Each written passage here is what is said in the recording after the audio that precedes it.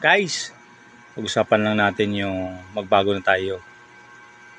Episode 6. Guys, saan man tayo larangan naroon na ang ginagamit nating basya na para ngapi o hamakin ng bawat individual na na-under po sa atin o magiging ikaw ang leader o ikaw yung tinalagang posisyon at tumaas ang posisyon mo dahil ikaw ay tinalaga na pinagkakatiwala ng isang company or private company man yung sa government.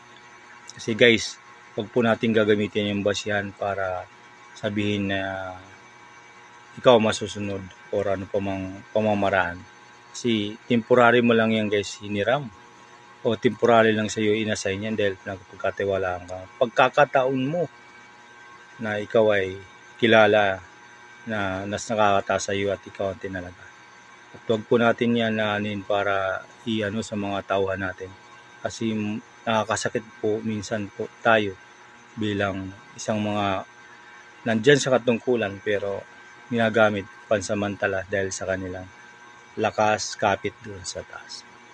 Kasi guys, alalahain nyo, baka bumalik na ng sitwasyon. Yung taong sinasabihan mo, maging tauhan ka niya.